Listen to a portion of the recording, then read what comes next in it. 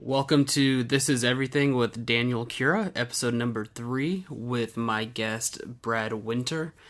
Just again, another quick intro at the beginning for those of you who don't know Brad, maybe just give you a quick background. He's probably safest bet my oldest friend. I've known this guy since I was like 10 or 11 years old, so I invited him over to my place and we just had a pretty chill, relaxed kind of talk. It was on a Saturday morning, kind of just hung out and talked about a few different things about us meeting, growing up, kind of some old shenanigans and new shenanigans, whether it be like working together at a sandwich shop or my bachelor party, and then like his stories as far as his job as a firefighter. We go into some fun stuff and some kind of heavy stuff, and we talk from there about just how he deals with it. That kind of leads into meditation, and then overall different takes on, again, we go into religion and stuff. So it's fun. So I hope you enjoy it. Just want to give you a quick intro, and again, just let you know to follow along with us with everything we're doing at State Lines. We're all over the place. You can always follow all of our new stuff coming at state-lines.com. You can follow on Facebook, which is facebook.com/statelines. Twitter is at @tweetstatelines. Instagram is @statelines. And we have a Tumblr, which is official State Lines. So we're all over the place, and we're really glad that you're along for the ride. Again, if you're listening at all, thank you very much. And if you're on an Apple device, please go ahead and subscribe on iTunes if you haven't already. And go ahead and please give us a review. It'll help us a lot, whether it be giving us a couple star review, whatever you think is fair. Hopefully it's 5. And also if you take just a couple seconds out of your day and just give us a quick written one, it'll help us out a lot. So, okay, that's it. I'm trying to keep these short. So here it is, episode number 3 of This Is Everything with my friend and great guest, Brad Winter. Good evening, ladies and gentlemen. We have a special treat for you today. We have the one, the only. Welcome to the State Lines Network. How you doing, dude? Pretty good. How about yourself? Good. Max is Yes. all up on you. He's giving me the sniff inspection. Max, come on. Podcasting with a dog. Yes. Cool, man. What's new? Thanks for coming, first of all. Yeah. At No 10 problem. o'clock in the morning on a Thanks Saturday. for having me. Yeah, I feel like I'm a famous person in front of a microphone. In my living on a room again. Podcast, yeah. That's cool, dude. Anything new? No, you know the usual. Working, living, Yeah. paying bills. Just got off work this morning. You done yet, man? No? Max, go lay down. You're doing great for podcasting. You're doing great for radio. Move.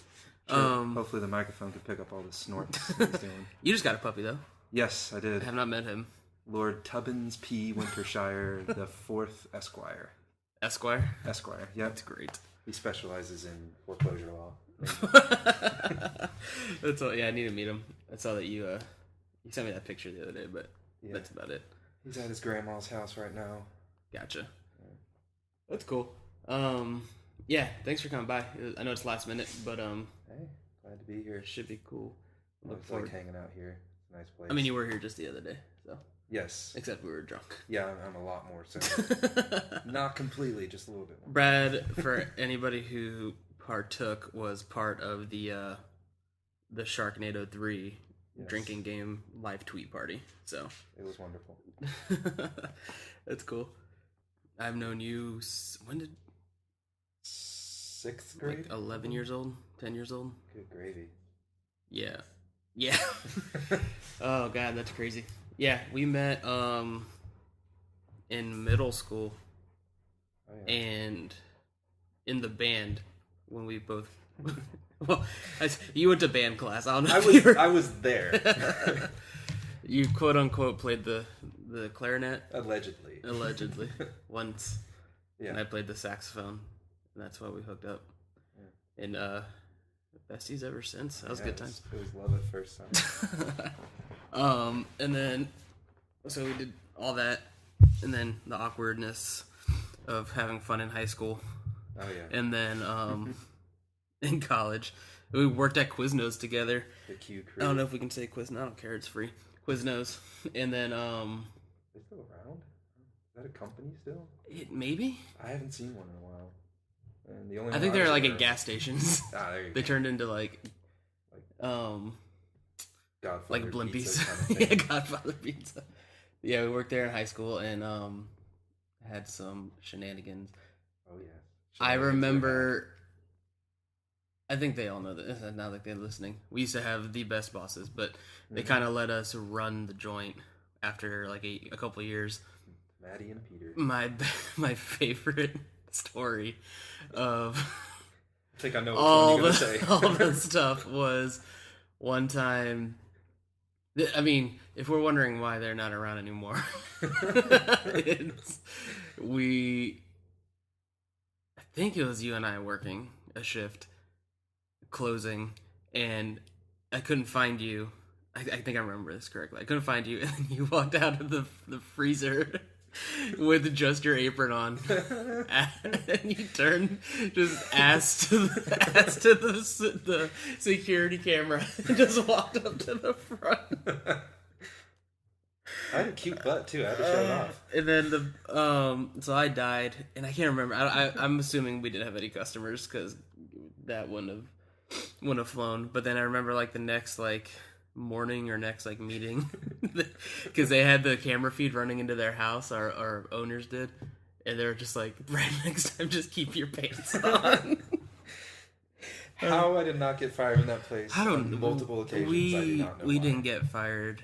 I mean, that was probably the quote unquote worst thing, like hygiene wise. But it's not like you were like rubbing your butt on the ham. No. You're rubbing your ham on the ham. but I see what you did there. But yeah, that was a good time. So yeah, so did all that. This is really like a fast forward through our friendship, and then college, and then I pretty much almost lived at your mom's house for a long time. I mean, I definitely had my own place, but You were definitely a fixture. I lived with my parents, but also I kind of had my own room at your house. Yeah, that was and was interesting there at time. least like 3 or 4 nights a week. That was a But yeah, man, I can't believe we've known each other that long. It's like what, crazy. 16 years now.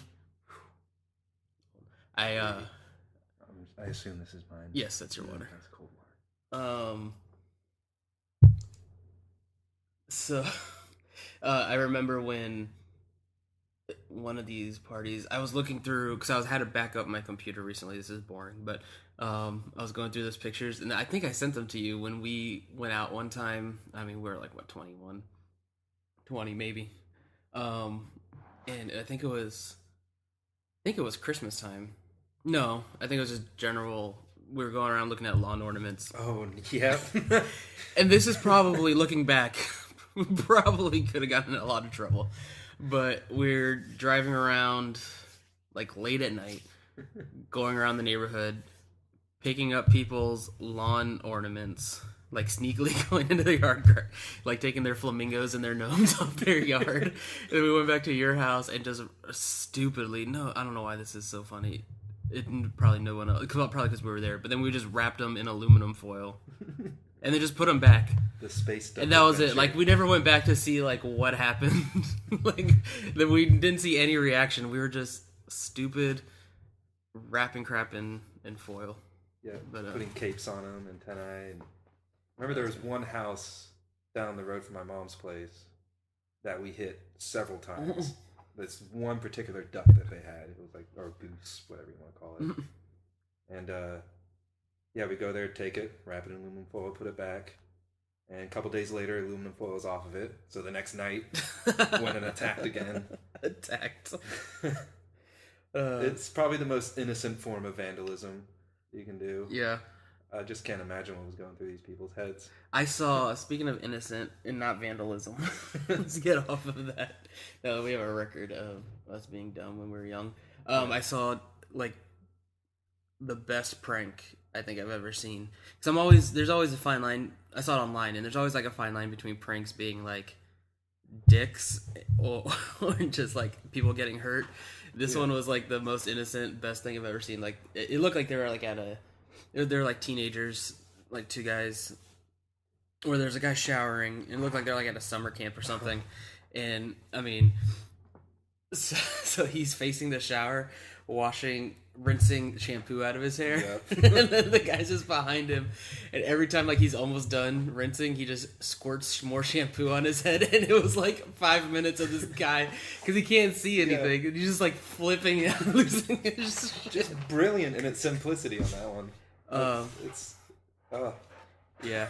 I love that one. It's so good. So I guess, I think we talked about this recently, but the best memory, or I guess probably the earliest memory I have, was when we met in, so what was that, like 6th grade? We were like 10 or 11, probably 11 if it was that. Two chubby kids getting through life. Yeah, but it wasn't when we met, but it was like that year. And you never, like you said, for band, we had band class together because we were super cool, and it's a really cool 11-year-old. Just and then could not keep the ladies off of us. And then so I remember you would never you always had an excuse, and you would never bring your clarinet to class, so you would always just sit there or go somewhere. And the one day you tried, Brad actually tries to bring his clarinet to class. You said, so you told our teacher that he asked where it was, and you said you didn't have it because you were bringing it to class, and you were standing at the bus stop, and it was on the curb, and then the bus driver hopped the curb on the bus, which is true. No one believed me. Ran Jacob, over the clarinet case. Yeah, sent it spiraling into the ditch. That's the best thing. The one time I actually told the truth about where my clarinet was, and no one believed me. Boy who cried wolf kind of thing, I guess. We did, as you know, Noelle and my wife and I did that blog for our wedding, and I used that story for yours as like the intro, and I just think it paints you like so perfectly. Just all like the best intentions, and then just falling flat on my face. Just eating it. Oh god. That's set the precedence for my life right there. God, that was so good. And then that's when I knew we were gonna be besties. Mm-hmm. With testes. So I guess if you want to go, I guess we could go if you're comfortable with it. Do you want to talk about the bachelor party? Because I've heard stories. Brad was a groomsman in my wedding. Nothing is really off limits with me. It's so I'll let you tell it. It's a funny story, and I'm happy telling it because it makes people laugh. Because I'm excited. I've heard recollections that night, but I haven't heard it from the horse's mouth. Oh, okay. Well, here's a treat for y'all listeners out there, all 8 of you. I don't know how many guys you got. Is there a way to see how many people view you? We have like 2 in Canada now. All right, our Canadian brethren. There you go. Prince Edward Island represent. Anywho, yes, bachelor party, St. Pete downtown.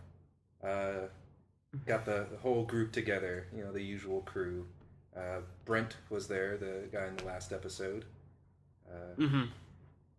Anywho, we start at the Italian-like restaurant. I can't remember the name of it. Maybe, yeah. Started out with 2 glasses of wine there. I want to preface this by, I think you told, I don't know if you told me, but you told somebody saying, yeah, I don't want to get crazy tonight. I'm just going to have like, I think it was at dinner, you're like, I'm just going to have like 1 or 2 glasses of wine. And immediately just put my foot in my mouth on that one. I think I start out every night like that. You do. I'm going to go easy, and then something like what's going to happen very soon happens. Anywho, 2 glasses of wine and a salad. Bad idea. I'm not carbo loading. I'm not throwing any protein in my body to help me with the crap that I'm going to put in my body later. So, leave from there, going to the other places. You know, we're bar hopping, going to breweries, and having a joyous time. And at one point, I decided to switch to liquor, and the drink of choice was Tom Collins. I have no idea what's in them. I assume it's gin. But in my drunken state, it sounded like a great idea. I felt like being classy. Yeah. Anywho, and that's when everything started getting hazy. So I go out. I guess you guys are still in the bar. I go outside. You can make up any part of my story right now, and I'd say yes, that's what I was doing. I have no idea. Yeah, within reason. You were MIA at one point. I believe you went into a comatose-like state. Just complete wreck. You know, as a bachelor should be. You know, that's our job to get you in that state. So I think they carried you off somewhere, and I was not far behind. So I decided to go outside and, you know, throw up in my natural habitat, which is a bush. Right, it was right out front, wasn't it? Like, yes, it was, or maybe like half a block down. It was like you wandered away. I had to find the right bush. You can't just throw up into any bush. You know, it has to have the right amount of density to it and good dirt to grass ratio over there. You know, you can't just throw up in any bush. I'm a professional here. So yeah, I find my perfect bush. I throw up in said bush, and then I pass out in said bush. And I'm wearing this brand new hoodie that I had. It's a good hoodie, with the hood thrown up over my head, and I'm woken up by having a warm pressure, like kind of a pinpoint pressure on the side of my head, like in the temple area. So that rouses me up. And and then I quickly realize that someone is urinating on me. So I love it. I do what anyone would do in that situation. I freak out. No! And the guy that is urinating on me has no idea I'm there either. So that startles him. He's, oh my God! I am so sorry! And we're all freaking out there for a second, and I'm still laying there like an idiot. And I don't remember saying this, but Jason, who was outside, heard the whole thing, had no idea it was me. Yeah. He just heard that someone was getting peed on and thought it was hilarious. But he hears me say something to the effect of, well, I guess it's not entirely your fault. I'm the one laying in the bush right now. And then he just disappears into the night. I never got a look at his face. I wish I would have. That's fantastic. I think my favorite, I mean, obviously, sad, that's pretty great. But from the other side of that story, Tyler, who was also at the party with us, a friend of ours, my roommate. was, yes, your roommate, was out with us. And from what I heard the next morning, he, like, because nobody could find you because you were sleeping in the bush, so nobody knew where you were. And Tyler apparently... I did send a text message. Yeah, well, no, but this is what it was. This is, I guess you and Tyler were texting, and Tyler said he realized something was wrong, because you both have iPhones, so when you're typing, the little bubbles pop up. He said he realized something was wrong when the little bubble said you were typing for like 20 minutes, because you had passed out in the bush with your finger on the sure keyboard. Just like a slew of P's. P. Oh, so like that was his cue to like try to figure out where you were, because you were... He just saw that you were from his perspective, active somewhere on your phone for like 20 minutes with no response. Just trying my best. Yeah, that's all you can do, buddy. Yeah. I don't expect any more from you. Oh god. So I did not expect that night to turn into what it did. You kind of had to have a slight idea, given the group that you were with. Really though, I didn't. It was like I knew we would we would have fun, and like obviously we'd be having some drinks and all that kind of stuff. But then like all the stories I heard like the next day from like, because we were all in the same group, and we all kind of like, even like within the same bar, we're like branching out a little bit, like making little subgroups and like chatting or whatever. And all I heard from like the different groups, everybody just had like a crazy, ridiculous experience. No one could top my golden shower, though. Oh god, I don't think anybody wants to. And yeah, what was it? The next few days, I was known as the guy that got peed on at the wedding. Yeah, I had several people approach me. And I felt so bad that you felt so bad, because you felt so sick the next. Because the next day was awful. Yeah. Yeah, because we did our bachelor and bachelorette parties, and then the next day was the rehearsal, And then the next day was the actual wedding. You couldn't even show up to the rehearsal because you were still so out of it from the night before. I had a mishap on the way there. Do you want to explain what that is? Yeah, once again, this involves throwing up. Sorry, listeners, you have to hear about me throwing up so much. Yeah, I was on the way there, stopped at an intersection, and it was coming. There's no stopping it, and... The intersection was like your street, though, wasn't it? Yeah, it was literally a mile or two down my road. I didn't make it that far. And I grabbed a Publix plastic bag. We'll shout out Publix. I was getting some kicked back from that. I don't think what you're about to do is going to get us any form of public sponsorship. Anywho, I did my business in that, but it turns out Publix failed me, so we're not going to get kicked back from them, I guess. And there's a hole in the bottom of the bag, and it ended up all over my nice gray chinos, the only pair that I own. The only nice pants I have. Oh, God. And I thought I can get home and clean myself up and head back out again, and it was not going to happen. Not only was I the guy that got peed on at the wedding, I was also the guy that threw up on himself. On the way to the rehearsal dinner. So these people that have no idea who I am, this is their only idea that they have of me. Yeah, Brad's just not a drunken idiot all the time. Just sometimes. I'm composed half the time. Yeah. You are actually very responsible because you're a firefighter. Yeah. Do you? You have probably the biggest big boy job of anybody I know. Yeah, it's weird to think that too. Yeah. Do you want to go into any of your firefighter stories? Anything about Yeah, the classic? there's some good ones. I'm not going to go into. I mean, if we want to get deep later, we can go into the ones that kind of affect. Oh you, no, I was thinking more like we're going to keep it lighthearted. I remember Mr. Tony. Oh, Champagne Tony. I forgot. Yes, good old Champagne Tony. So, this is still early in my career. I'm at Station 13, which, if y'all are from the Tampa Bay area, which is near Busch Gardens. Mm-hmm. And it's kind of a rough area around there. You know, it's a very busy station. So, we go to a call at the USF Marshall Center.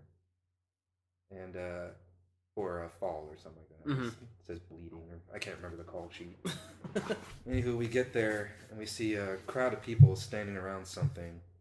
And within this crowd of people, I see sticking out two legs. And those legs seem to be in one of those sumo wrestling suits.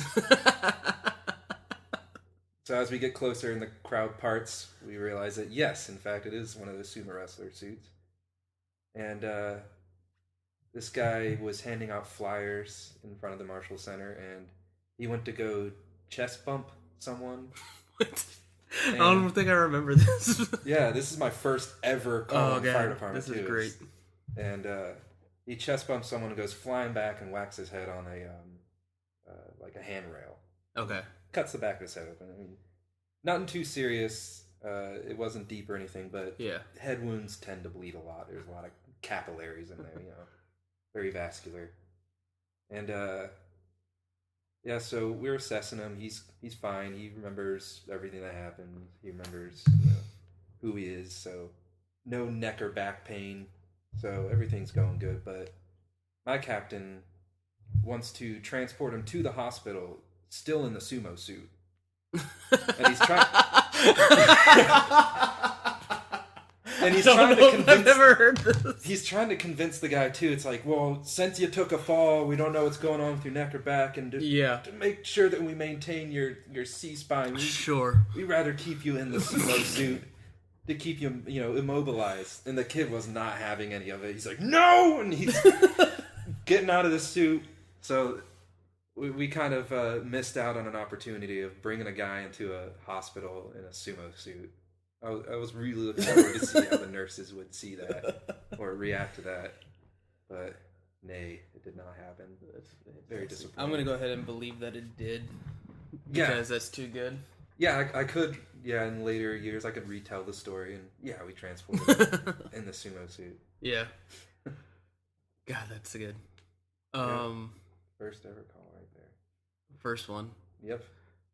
How I don't want to push it, but I think we need to go into Champagne Tony. Champagne Tony. Because that yeah, one... I started mentioning that, and I went to the other one. No, that's good. Bad storyteller. Anywho, Champagne Tony. This is once again at 13. We go out for a overdose, and we get there in this some apartment complex or something. We get there, walk into an apartment, and we see that this place is just completely trashed. Everything's torn off the walls, couches flipped over. Yeah. Except for this coffee table, which was neatly turned over, and then a statue of an elephant placed directly in the center of it. I always remember that because it was just did not belong with the rest of the apartment. So this, I guess, this guy in his drugged out state decided to do that. Anywho, we find him. He's laying on the floor. He's all gorked out on something, and his roommate proceeds to tell us that he bought $200 or $2,000 worth of crack. Jeez. And proceeded to smoke, snort, inject, whatever form that he chooses to do it in, all of it. And so, needless to say, he's on the floor for a very good reason. We get up to him, we ask him, hey, what'd you take? What's going on here? And he goes, the only word we're able to get out of him is crack. Like, he's crack. So we get him to the hospital. It was a smooth transport, and nothing really too scary. He was doing okay for the amount of crap that he had in him. Yeah. And his wife beat us to the hospital, and she was pissed. I guess he's done this many times before. And she's yelling at him, saying, I'm tired of this. Who'd you get it from this time? Where'd you get it from this time? And the only words that we got out of him besides crack was he just opens his eyes and lifts his head real quick and Champagne Tony, and then passes out again. So if you're in the Tampa Bay area and you need $2,000 worth of crack, go see Champagne Tony. Champagne Tony. Which is the best drug dealer name I've ever heard. It's just fantastic. Like, I feel like it's from, like, The Sopranos. Mm-hmm. But maybe not as classy. Oh, that's so good. I remember the first time you told me that, I died. I just died. Champagne Tony. He's kind of a mythical creature in our group now. Oh, that's too good. Yeah, man. That's just, I don't know how you do that, even with just the good stuff or the bad stuff. But like everything you tell me, I'm just like, holy crap. Yeah, it's a great job. It definitely adheres to my short attention span. Yeah. Because we get stuff like that. You never know. Yeah. When that bell goes off, what you're going to get. True. And it's very interesting. You get to see the best and the worst in everyone. Yeah, I can imagine. Yeah, and we see people at their, most dire moments. And yeah. And then we also get to see people in fits of stupidity like that. Yeah. It's amazing. Champagne Tony. Champagne Tony. The best. You don't have to. I know you mentioned earlier if you don't want to go into the deeper part of that side of work. Huh? We can go deep. If you want to, that's up to you. We can explore the depths of the human mind. 'Cause I don't think I've maybe heard a couple of like the heavier stories from you, but nothing really. I mean, and if you don't want to, that's fine. But I was gonna take it kind of somewhere else. But if you want to go into that, we can. Yeah. Because I know that has to be a yeah. Big Once thing. again, we see the good and the bad. We get those funny stories, but you get the ones that stick with you. Yeah. And like the one that almost made me quit.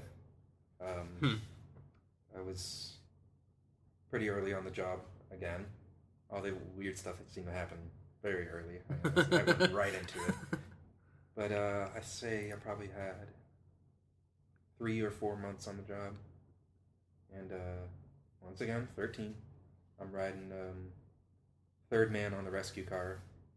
So I'm sitting in the back, and we get a call for pediatric code. Yeah.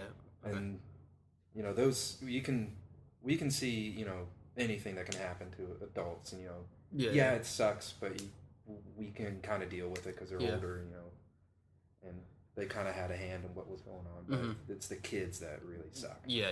Because they had nothing to do with it. Mm-hmm. So it was a 11-month-old, I believe, and Damn. we show up on scene. I'm still in the back, and I get out to open the back 2 doors to step out. I got the monitor in my hand, and my lieutenant's already holding the kid, and he just hands it to me. Oh, jeez. And he's pretty much dead. So grab a hold of him. I start doing compressions immediately. I was able to hold him just in my 2 hands, like that. And just use my thumbs to do the compression on him. That's how small this kid was. Apparently, he had been left unattended in a bathtub. What? Yeah. Oh my God. No. And that's I've only worked a few codes before that, and they were all adults. Yeah. It's a little different when they're adults, But, Yeah. Kids, that's some rough stuff right there, And that one stuck with me a lot. Yeah. I had bad. Well, I'd have to. I'd assume. I mean, you'd be a robot. Like. Bad dreams, like reliving it. In my head a lot, and I was thinking about leaving. I was like, I don't know if I can do that. Yeah. But especially so soon into it. Yeah. What really helped me out though was 2 guys I worked with there, 2 other firefighters, great dudes. Mm-hmm. They talked with me about it, and what got me through it was they were telling me that you didn't put them in that situation. Yeah. It was factors beyond your control, and just by being there and doing what you did all you did was help. You only did good for the kid. Yeah. You gave him a fighting chance, and that's all you can do really, is just help people the best you can and give them a fighting chance. Yeah, that's kind of. Yeah, I didn't we don't, like I said, it's heavy stuff and we don't have to go into that. I was kind of gonna see how, I guess that kind of feeds into what I was gonna get. How do you, what kind of stuff do you do other than that's a good answer, having the guys talk to you, but how do you deal with that, going home from, because that's something that I don't know. Yeah, it's what do you have in place for yourself to help you do that kind of stuff, to just kind of not for lack of better terms, you're not shaking it off because obviously it's with you, but to just kind of go home afterwards or whatever. Yeah, it's don't necessarily that came out weird, shake it off or bury it or anything, but we kind of move through it in a sense. I don't know if you know a lot of firefighters, but probably only we're kind of our humor is kind of dark. Yeah, it develops a kind of a dark sense to it. But that's kind of how we deal with it. I know some doctors are the same kind of way. Yeah. You see terrible stuff all the time. Yeah, and you have to deal with it. But the way we manage it is just I wouldn't want to say that we behave like assholes, but no, I hear you. Not exactly the what's the word I'm looking for? Not exactly. I feel like if I can interject, but maybe if it's tell me if I'm wrong, but dealing with it at home, but when you're on the job, you just kind of, this is gonna be a lack of better terms scenario, but not make light of whatever it is, but kind of doing what you can to get through it, and then dealing with it off the job. Does that make sense? Off the job. You're not saying you're joking with everybody on the ride home from that call or anything. No, what I mean. Calls I think everyone listening knows what we're getting at. Yeah, calls like that. Yeah, it's pretty silent on the way back, but we deal with it with just at this station, ribbing each other, messing with each other all the time. Yeah, that's what I mean. Yeah, diverting attention away. Exactly. Okay, that's what I was trying to get at. Yeah. We're pranksters and stuff. We mess with each other. Constant ribbing and stuff. That's kind of how we work through it. And but at home,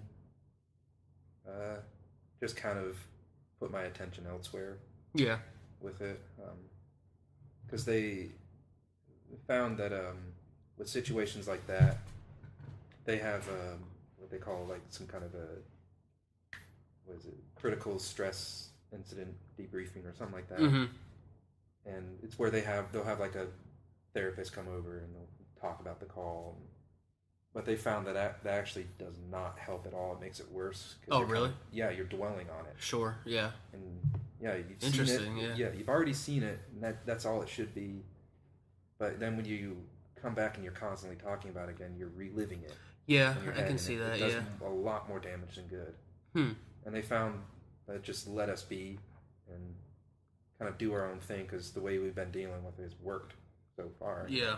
We still are able to be somewhat functioning members of society. You know? we got some hooligans, but yeah, just kind of misdirecting attention away from it. Yeah, I hear you. Not necessarily in that regard, but like I do that a lot myself. Like whether it be just if there's a tough situation, I'll either put the attention on me, even though oftentimes I hate the attention on me, or just joke or do something to like to distract. It's a natural coping mechanism. Yeah, that's crazy, man. So how about like personally, other than like outside the like personally, I know, I mean, I know you well enough that I know you've done like meditation and that kind of stuff in the past. Like, is that something you use for that too? Yes, that helps greatly. I've actually gotten back into it again.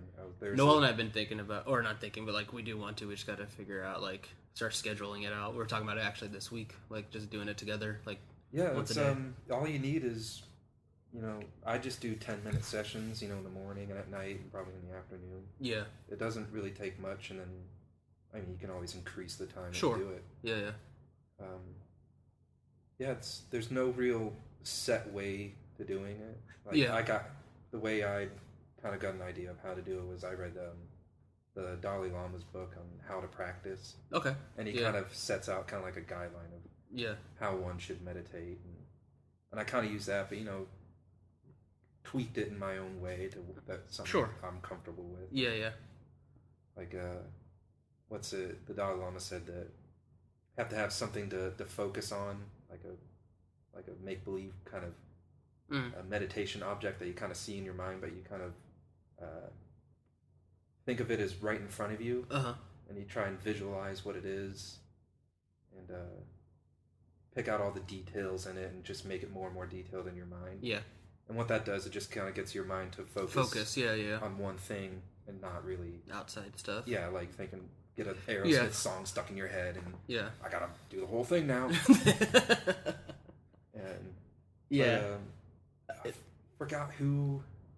It was on another podcast. I want to say The Nerdist, and trying to remember who it was. I want to say Martin Starr, the actor. Yeah, that sounds about right. Because he's a Nichiren Buddhist. Okay.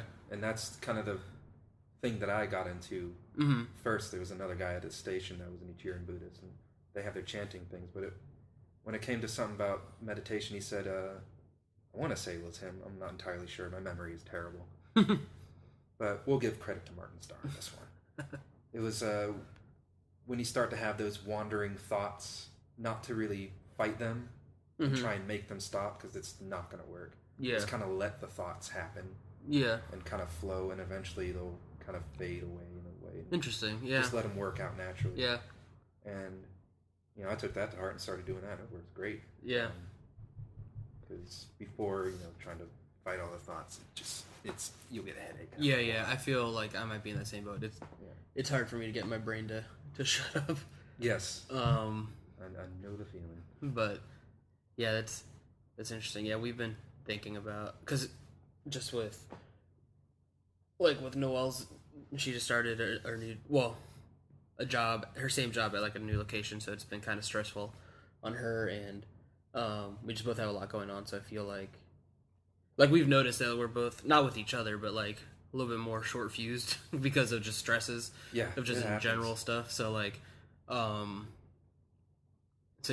talking about, I think we might pick that up just to just kind of level out a little bit. But it's always something I've always something that I've thought of doing and just never did, which is dumb. It really takes no time out of your day. Yeah, that's the thing. Sleep is the best meditation too. So Yeah. as long as you get a lot of that, you'll be fine too. Yeah, I hear you. But you've always kind of been a friend that's kind of always been gravitated towards like Western kind of idea stuff that has always been interesting to me. Like you always just like kind of studied that kind of like Eastern. Eastern. What did I say? I said Western. Yeah. Oh, Western, Eastern. I was like, yeah. McDonald's. McDonald's. You've always gravitated towards it. Yes, Eastern. You've always kind of, even just like read up or just practiced or done whatever, and it was always kind of fascinating to me. Yeah, I guess, the other two guests you have, they're more of the Christian kind of, I don't know about Jared, I didn't get to finish that one, I'm more to Brent. Like, get out of here. Get out. He same thing, he grew up in a church, he works at a church. Yeah, I know you guys were touching up on that, but, yeah, I was not really brought up Christian. Yeah. So, in that way, I kind of studied other religions on my own, just purely on my own interest. Which I think is fantastic. Like, even as a kid who grew up Christian, like, I still, like, even when I was, sorry not to cut you off, but even like as a teenager, I was like, yeah, I kind of also just want to, like, every week go to a different church of a different religion and just kind of sit and see what they do. Yeah, because that's a great thing to do, because you start to see similarities between all of them. Because I've not necessarily read through every religious text. You know, I've read most of the Bible. You know, I've picked out parts of there. Leviticus gets crazy, and I've read most of the Quran.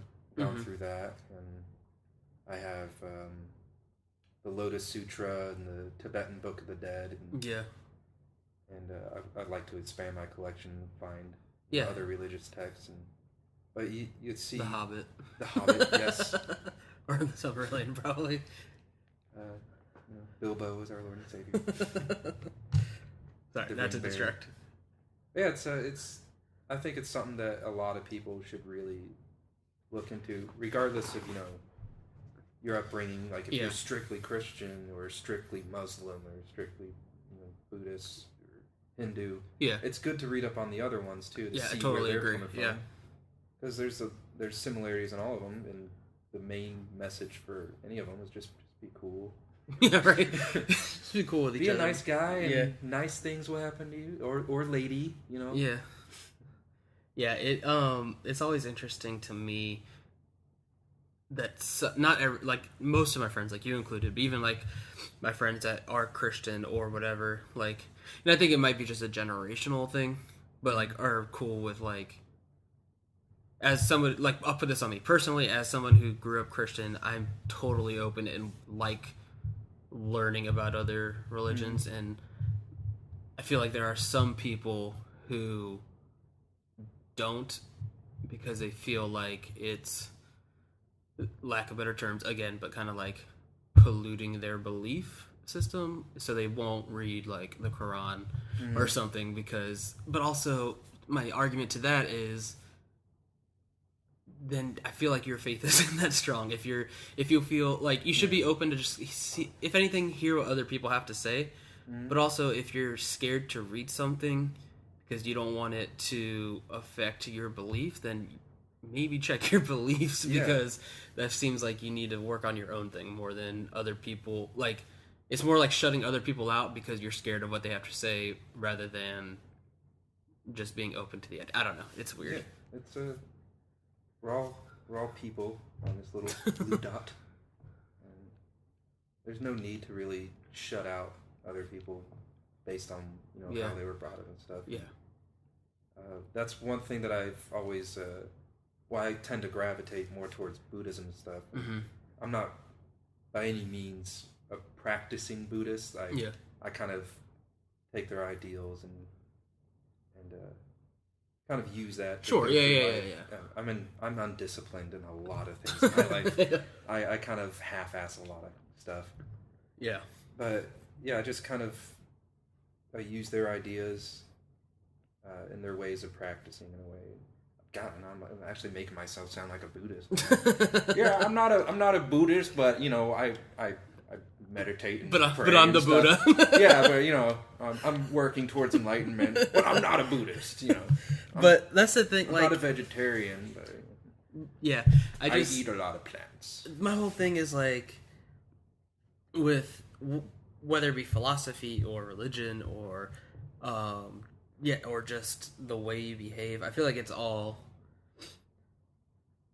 in a global human standpoint, regardless of what you believe. It's like you said, just it's all teaching you to be a nice person. Yeah, and like it's just like that's just all you should do. Yeah, it's just something I was kind of leaning towards on that was especially with the Dalai Lama in some of the texts I've read of his. He's very accepting of other religious beliefs and stuff, and he believes they should all kind of come together in a way and learn from each other and teach one another, and I think that's a great thing. I think it should be something that's also it just practice a lot more. Yeah, which is more feasible nowadays because with our interconnectivity with the rest of the world. But also, it's just like I feel like it's just important to. I feel like it's just sad once you stop hearing other points of views on stuff. You know what I mean? Like, so it doesn't even have to be religion. Just like the way you live your life to be a happy person is interesting to me. But like, I don't know. I feel like being open to it leads to being. And this is coming from a guy who isn't happy all the time. But like, it's just I feel like it's easier to be open than. Yeah, like how it just seems exhausting to be closed off. I was telling Noel this the other day. I was just like, if anything, even if you're a jerk, and that's not cool, just trying to be in your shoes, your life just seems so tiring. Like, I don't have time for it. Yeah, it takes a lot of work to close people off nowadays. It's just being mean and on the defensive all the time is just, it makes me tired. It makes me want to take a nap because it's just. Because it's so easy to find stuff to be mad about that, like, it just won't stop, and you'll just keep doing it until you wake up, and then you go to bed at night. Like, it's just, it's weird. Yeah, I find myself in those states sometimes, and you just got to I like to remind myself to, whatever's pissing you off, laugh at it. Find something. Sure, yeah. To laugh at. This is coming from a guy who's had just like. Yeah. Nothing bad's happened, but I just had kind of like a downer week. I go up and down, and like just hasn't. I say downer, but it just hasn't been a particularly happy couple days, and nothing really bad's happened. It's just normal state of mind. You go really happy, or then you go. At least personally, I go like up for a couple days, and just kind of mellow out, and then I'll go up, and then something bad might happen. I go down, and then mellow out again. It's just the constant up and down. So like, it's not like I'm walking around like the Truman Show all the time. But watching, man, no way. Yeah. That movie freaked me out. Yeah, I know that. I know that. But what was Pooper? I lost my train of thought there. We were talking about just being nice and different ideas and. Oh yeah, like you said, you have your down days and stuff like that, and. It happens to everyone, and the trick is not to dwell on it and think that that's the worst day. Yeah. Which is, I like to allude to the Homer Simpson philosophy. I never really watched the show that much, but there's one snippet that I saw from it that I kind of took to heart, and it's like, it was Bart Simpson goes on saying, this is the worst day ever, and Homer interjects, and it's like, so far, like that, and that's a great way to look at it. It's like, you may be feeling the most down you've ever felt, but then again, you're not dead yet. There's other days. Sure. I've been learning in life that like personally, like me now is the same person that earlier this week was kind of having a rough week, and then it's the same person that a week ago was super chipper. You know what I mean? Like, it's just so it's not. I feel like it's just a process of learning that all those parts are okay. Like, it's okay to be like even because Noelle and I are both kind of quote unquote like introverts, not to the point where we don't like hanging out, but sometimes we just like coming home and recharging. I mean, I know you kind of like I'm the exact same like way. sometimes we just want to read a book and recharge, and then we'll go out and do it. You know what I mean? Enjoy the silence. But like those things are being quiet and being at home and kind of being mellow. This is just as a part of you as being upset, or just a part of you as being happy, and it's all the same. It's all the same thing.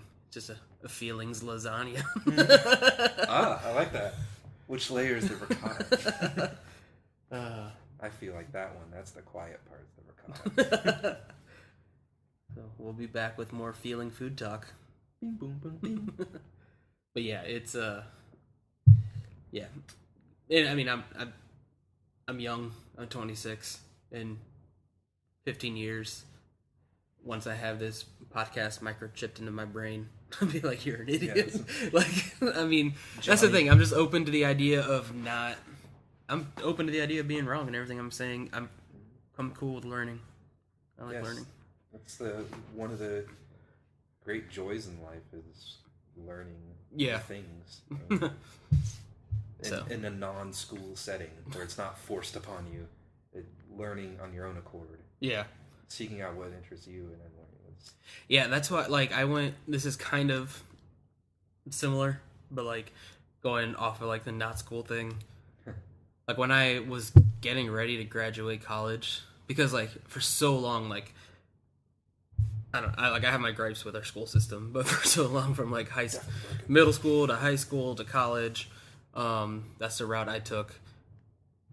Very little time to, you make time, but very little time to, devote to even just reading for pleasure. So, to the point where, I was getting ready to graduate college, I still have just, shelves of books in my bookshelf that, I just have not read. Because I was I'm gonna read this one and this one. These are 20 years worth of books I haven't read yet. Oh yeah, that's my biggest problem is the amount of books that I have and starting one, getting halfway through it, and then starting another one. Yeah, I don't get burned out because I'm enjoying what I'm reading usually, but I just go through phases.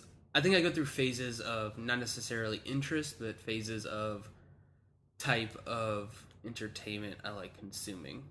Mm-hmm. So I was reading, because I've only read a couple when I was younger, but I've been reading through the series of Unfortunate Events books, and I blew through them. Lemony Snicket's. Yeah, great. So I blew through because they have the new Netflix show coming out or whatever. I blew through there's 13 of them, and I got through 7. And I think I'm on the 7th one, and I've been on the last 3 chapters for a month and a half. And they're just kids' books. I was literally blowing through one a day, one every 2 days. Not exactly, and then I just stopped. Read. Yeah, and I told Noelle they're fantastic books, even as an adult reading them, because there's adult humor kind of layered in there and stuff. That's great. But I told Noelle I know what he's doing when he wrote these books, because they start. So just because. For keeping the theme, there's 13 books and there's 13 chapters in each book. But the first one starts thin and then they progressively get bigger. So the chapters stay the same. So the chapters are getting bigger. So I'm a fully grown adult who enjoys reading, but I'm just reading these chapters are so long now. Because that's how you pace yourself. Yeah. It's I'll get through 1 chapter, 2 chapters today. And they're not long. They're just 2 pages longer than they were before. But it's noticeable, damn it. I'm 5. I don't want to read a big book. Yeah, I hear you. Just learning and I like filling your brain with stuff. Yeah.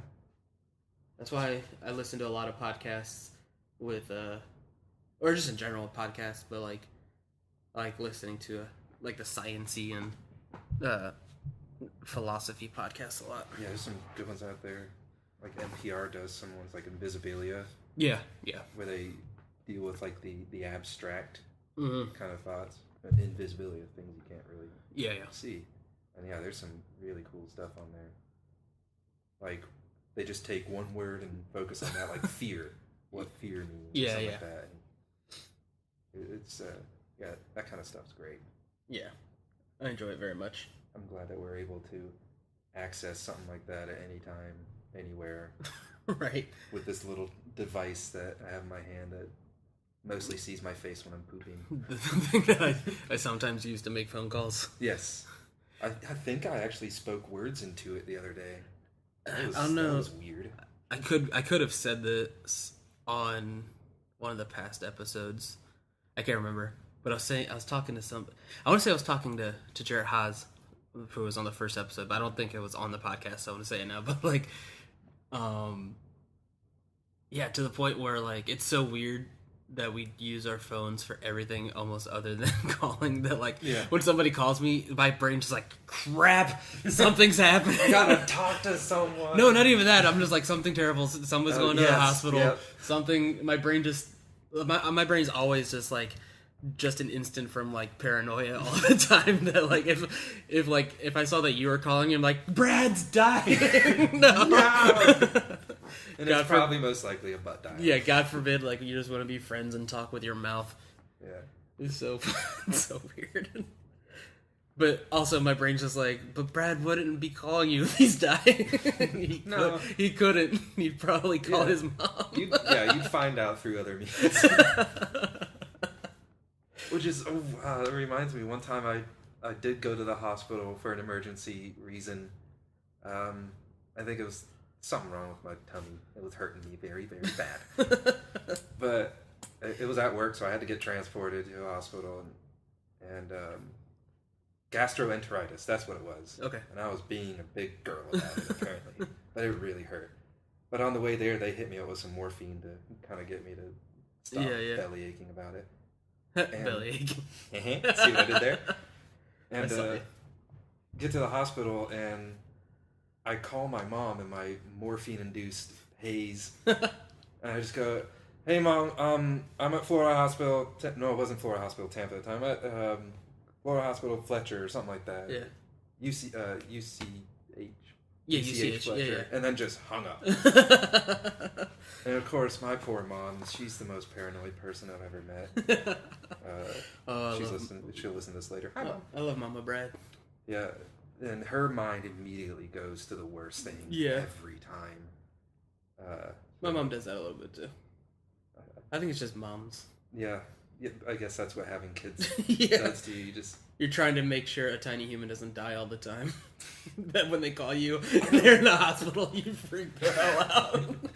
And I think I sent a text to my dad, which is, I should have done it opposite because my dad doesn't know what texting is. But now he's learning. Okay, I'm giving him credit. But yeah, I think he called me up and just left a message. Son, what the hell was that? And then just like hung up on that. Yeah, that's great. I remember when, because I went to the hospital when I had that bad case of mono a couple years back when I was still in school. Yeah, and like kissing. Actually, I don't know where I got it. It was not from that.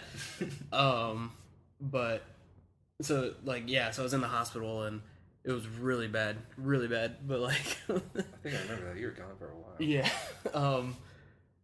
This is way before Noelle and I were dating, but like I remember my mom was trying to like play matchmaker with me and my nurse because who was also young, like a young girl, and like I was like, one, I don't need your help, but also I'm on way too many drugs to comprehend what. And she didn't really say anything. She was like, she's cute, you should talk to her. I'm like, okay, whatever. So then, but my sleep schedule was just so all over the place because I was just so drugged up and like on morphine or steroids or whatever at the time, and then like you properly hit on someone. So I remember twice, like it would like in the middle of the night, the nurse would come in to like give me more my medicine, and that's like the only interaction I had with her. So every time it would start with like, "Hey, how you doing?" Just like start mumbling and then pass out. Casanova over here. That's how you nailed it. And then that's how I get them. But then I met a girl I don't need morphine to talk to. So See, that's all one can ask for in your life. You gotta find that person that you don't need morphine to talk to. Don't need any hard injections to have fun with. And once you find that special lady, you put a ring on it. I think that's what Beyonce was talking about in her song. Just morphine dates. That is a reality TV show I would watch in a Yeah, I heartbeat. feel like that was a dating website because they have morphine. they have like the only Amish and only farmers and Yeah. you know amputee dating and any kind of dating site you can think of. So Just, of course there's got to be morphine dating. I'd watch it. Get on a History Channel. That's right up your alley now. There you go. Oh god. History Channel. I like how Everything you. but history. I was talking about this with my sister last night, but you're talking about like how your dad's learning how to text. My dad. It's adorable.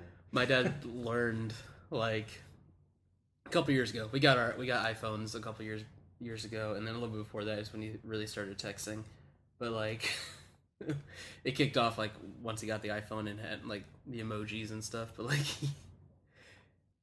he texts like. I love him to death, but sometimes he texts like it's weird. Like he'll use so. My favorite is like he.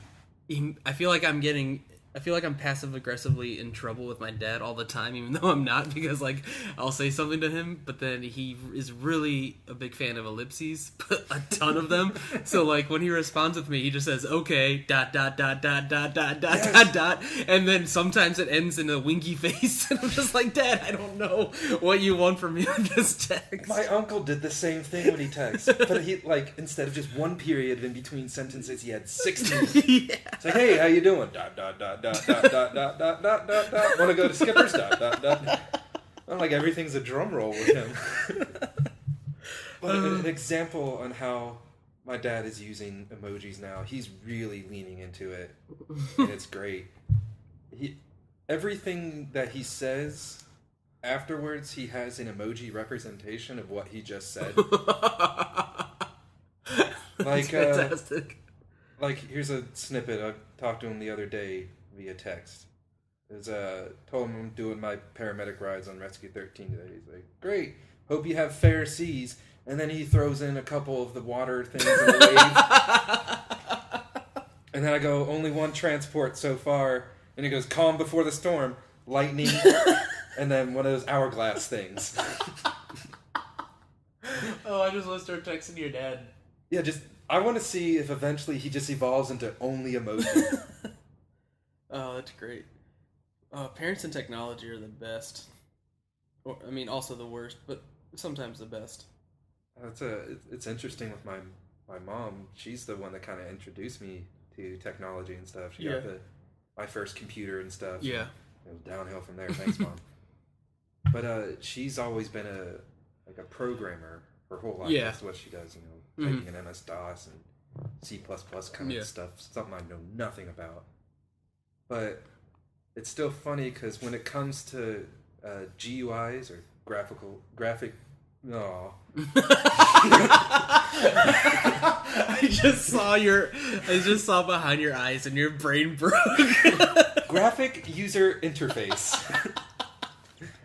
Oh, that was when a it magical comes to moment. that, no idea. Like, you can give her a computer and she can break that thing apart and know exactly what she's doing if she's using MS-DOS. Yeah. But if you go to, like, tell her to do, like, save as a paint file, maybe, no idea. Like, completely lost on her. Awesome.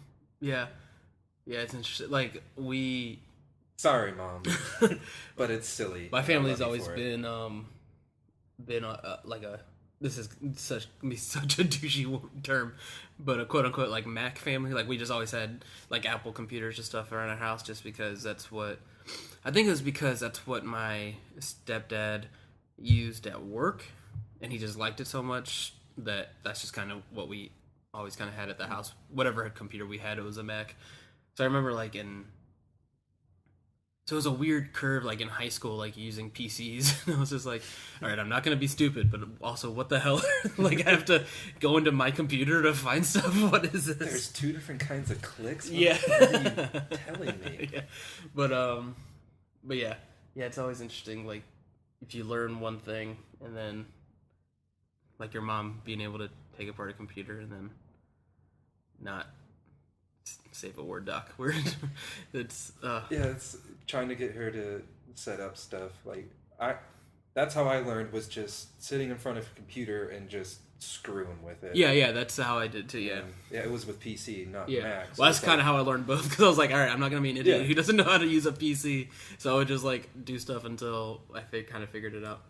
That's like how I just started exploring, just right clicking on everything and going to properties and see where does this go and what can I do with that. Yeah. But then when I encountered my first Mac, I was incredibly frustrated, like a monkey with a bone, trying to crack open something, just angry. Yeah. That was a weird example. A monkey with a bone. I kind of flashed over to 2001 Space Odyssey for some reason. I let it go. Just slowly figuring out something on how to use tools. I figured somebody else would know what you were talking about, so I just let it go. He's like, oh, you saw the obelisk, didn't you? Learned how to crack open other chimps' skulls. Classic monkey with a bone. Monkey with a bone. Oh, God. I'll bring you more of examples like that. Completely detached and nothing to do with what I was talking about. Oh, God. Yeah, man. We've been going for over an hour. Dang. Is there anything else you want to chat about? I mean, I'm not saying we need to stop, but is there anything else you want to chat about? Or are you feeling over the place? My mind is fuzzy. A web of confusion. Did you? Yeah, I was glad you were coming today, because, like I said, I had kind of I keep saying rough week. Nothing bad happened. It was just, it was a very monotone week. So, yeah, it's always good times with you. Divulge into silly, ridiculous antics all the time. Yes, we kind of slightly refrain from that. This is surprising. Most of the time, our conversations just result into making loud noises and references to old crappy movies. And that's cool. We've done a good job behaving like kind of adults. Speaking about like old movies, I think at one point for this podcast I want to do I think I mentioned this on, I might have said this on Haz's episode, but I think I want to do a Mystery Science Theater-ish podcast. Yes, I'm in. But with us, just with mics watching a movie and there. I don't know. It'd be interesting. I'm downsy. Yeah. It'd be really interesting to figure out how to do that. This is way beyond my means right now, but it would be fun to do it live so people could watch along. Or we could just record it and tell people to watch a movie while they play it. Yeah, it's kind of do it like a build-up. Say, okay, we're starting it now. Sync your watches. But it could be fun. That would be awesome. I'd listen to it. I'd listen to that all the time. The internet is magic. It is. We can do whatever we want. Shia LaBeouf with his twinkly fingers. Magic. Just do it. What an amazing human being. I mean, he does have a braided rat tail. Exactly. And it's simultaneously terrible and simultaneously, you know what? Good job, man. Yeah, you have that braided rat tail. Bringing it back. They said you couldn't do it, and you did. You did it. You did. You're living the dream. You are the dream. My wife might disagree, but I hope to one day get to the point in my life where I care so little that I will have a braided rat tail. Why not start now? There's no better time than now. Maybe not that far, but maybe knowing the difference of not caring and just not doing it. You have more fun that way. You really don't give a shit. Yeah, there's some days when I just go no inhibitions, and then there's just some days where I'm like, meh, I don't want to. You're a perm. Yeah. It's fun times. But, alright, dude. Well, I guess we can wrap it up. Alright. Gonna chill. Playing the music. I gotta walk off now. I'm going for too long. Wrap it up. Alright. Do you want to say... Do you have a catchphrase now? I think so. Oh, what is it? Well, now it's just a build-up. I don't think we can have a catchphrase after 2 episodes. Yes, you can. It could be worse. Oh, yes! All right, ladies and gentlemen, it could be worse.